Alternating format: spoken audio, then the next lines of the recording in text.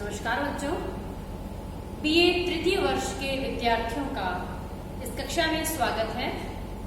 इससे पूर्व के वीडियो में हमने रस की चर्चा की थी, रस के अवयवों की चर्चा की थी और रस के सूत्र की भी चर्चा की थी, जो कि भरत मुनि के द्वारा नाट्य शास्त्र के अंदर दिया गया है। विभावानुभाव व्यभिचारी संयोगादर्श निष्पत्ति ही, विभाव, अनुभाव और संचारी भावों के संयोग से रस की निष्पत्ति होती है। जैसा कि बच्चों, रस की एक सरल सी जो परिभाषा है, आप जानते ही हैं कि काव्य के अंदर, साहित्य के अंदर, साहित्य या काव्य को पढ़ने से, उसको सुनने से या उसको देखने से हमें जिस आनंद की अनुभूति होती है, उस आनंद का नाम रस है। जैसे कहानी को पढ़ने से, कविता को सुनने से और नाटक को देखने से हमें हमारे हृदय में जिस आनंद की हमें अनुभूति होती है, महसूस करते हैं हम जिस आनंद को, उस आनंद का नाम काव्य की भाषा में रस है। तो बच्चों, ये जो रसों की संख्या है वो हिंदी साहित्य के अंदर प्रमुख 9 रस माने गए हैं। 9 रस और उन्हीं के स्थायी भाव जो हैं वो भी 9 ही हैं। ये जो स्थायी भाव है ये हृदय में स्थित रहते हैं और ये सही वातावरण पाकर वो अपने आप स्वतः जागृत हो जाते हैं। जो सहृदय व्यक्ति होता है, सहृदय का तात्पर्य है कि जो साधारण सरल एक अच्छे सही इंसान हो, जो पागल ना हो, जो मानसिक रूप से अवसाद ग्रसित ना हो या वो बुद्धि की दृष्टि से मूर्ख ना हो, ऐसे व्यक्ति को सहृदय कहा गया है। सहृदय व्यक्ति जो होता है वो जब नाटक को देखता है या किसी कविता को सुनता है, चाहे वो वीर रस की कविता है, श्रृंगार रस की कविता है, देश प्रेम की कविता है या भौतिक उत्साह से परिपूर्ण, ओज गुण से परिपूर्ण कविता है, तो उस कविता को सुनकर उसके हृदय में भी वीर रस का संचार हो जाता है, श्रृंगार की सुनकर श्रृंगार रस का संचार हो जाता है या निर्वेद की कविता सुनकर शांत रस का संचार उसके हृदय में हो जाता है। ऐसे ही इस तरह की कहानियां पढ़कर या इस तरह के नाटक को देखकर। तो ये जो 9 रस माने गए हैं हमारे हिंदी साहित्य में, उसमें पहला जो रस है वो है श्रृंगार रस। बच्चों, ये जो श्रृंगार रस है इसका जो स्थायी भाव है वो है रति।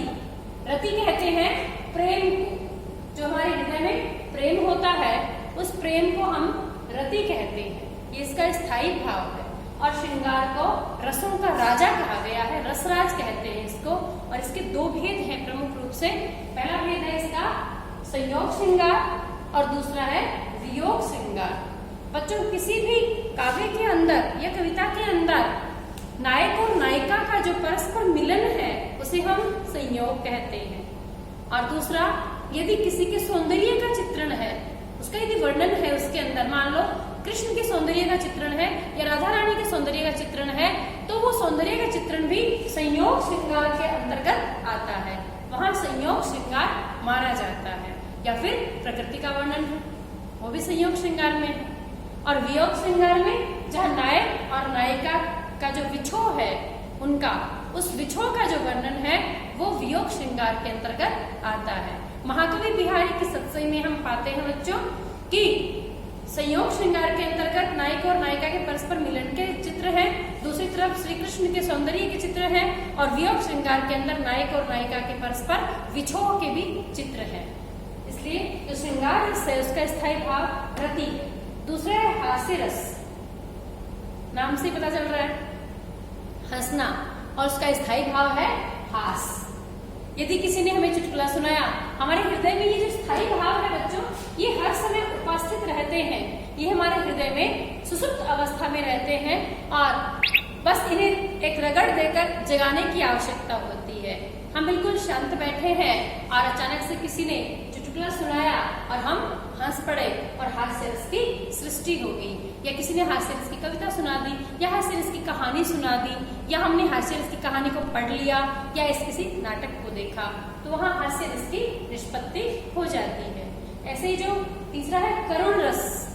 करुणा का भाव हृदय में, किसी को देखकर दया मिश्रित जो दुख उत्पन्न होता है, हम उसे बच्चों करुणा कहते हैं। करुण रस का जो स्थायी भाव है वो शोक है। शोक माने दुख। बहुत किसी गरीब भिखारी को हम देख रहे हैं, चिथड़े पहन रखे हैं और वो कचरे में से भोजन बीन कर खा रहा है, तो उसको देखकर हमारे हृदय में बड़ा दुख होता है, करुणा मिश्रित जो दुख होता है, फिर उसको दया भी उमड़ती है हमारे हृदय में, उसे हम करुण रस कहते हैं। या किसी की मृत्यु पर करुण रस की निष्पत्ति होती है। ऐसे ही चौथा रस है हमारा वीर रस। वीर रस का बच्चों स्थायी भाव है उत्साह।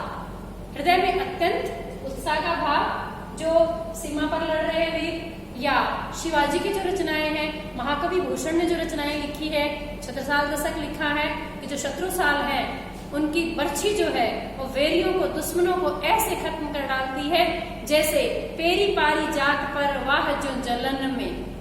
पानी के अंदर मछली जिस प्रकार पानी को काटती हुई, चीरती हुई तो आराम से अंदर बहती जाती है, घूमती जाती है, ठीक ऐसे ही शत्रुसाल की जो बर्छी है वो दुश्मनों की छाती को छेदती हुई आगे चली जाती है। तो यहाँ उनके उत्साहपूर्वक जो युद्ध का चित्रण है उसमें वीर रस की सृष्टि हम देख सकते हैं। फिर है रौद्र रस। बच्चों रौद्र भयानक रूप, रौद्र रूप, गुस्से का रूप, क्रोध का रूप, तो इसका स्थायी भाव क्रोध है। हृदय में जब क्रोध की उत्पत्ति है, हृदय में जब क्रोध आ रहा है, किसी भी नुकसान को देखकर, किसी की भी बदतमीजी को देखकर, जब हमारे हृदय में जब क्रोध उमड़ता है, तब हम कई बार रौद्र रस की निष्पत्ति हो जाती है। रौद्र रस में अगले की कॉलर पकड़ लेना, गुस्सा लगा देना, मुंह से गालियां बकना, मुंह लाल हो जाना, आंखें दिखाना, अनर्गल बकना, पटक देना अगले को। तो ऐसे में क्या है, ये है रौद्र रस, जिसमें क्रोध उसका स्थायी भाव। फिर है भयानक रस। भयानक रस का जो स्थायी भाव है भय। हमारे हृदय में किसी को देखकर, अचानक सामने आए सिंह को देखकर यदि हृदय में भय होता है तो वह भयानक रस की निष्पत्ति होती है। और भयानक रस की निष्पत्ति में जो हमारे विभाव है, आलम्बन, शेर है, उद्दीपन वातावरण है कि हम अकेले हैं, निहत्थे हैं, यदि हम बहुत ही अच्छे शिकारी हैं और शेर को मारने के लिए निकले हैं तो शेर को देखकर हमें डर नहीं लगेगा, हमें खुशी होगी। तो रस की निष्पत्ति के लिए विभाव, अनुभाव, संचारी भाव, जैसा कि मैंने पूर्व वीडियो में बताया कि इन सब की उपस्थिति का होना आवश्यक है, तभी रस की सही निष्पत्ति उत्पत्ति हो सकती है। भयानक रस का भय है स्थायी भाव, और अद्भुत जो रस है उसका स्थायी भाव है विस्मय। कई बार कोई ऐसी चीज देख लेते हैं हम कि मुंह खुला का खुला और आंखें फटी की फटी रह जाती है, अरे ये क्या है। जैसा कि अर्जुन को भगवान कृष्ण ने गीता के उपदेश के समय अपना जो विकराल रूप दिखाया था, वो जो रूप था, वो रूप देखकर अर्जुन की आंखें फटी रह गई। वो जहां था वो वहीं रह गया, मुंह उसका खुला का खुला, और वो देख रहा है सब कुछ उस भगवान के स्वरूप में समाहित है, सरब भी उसी में है, जीव जंतु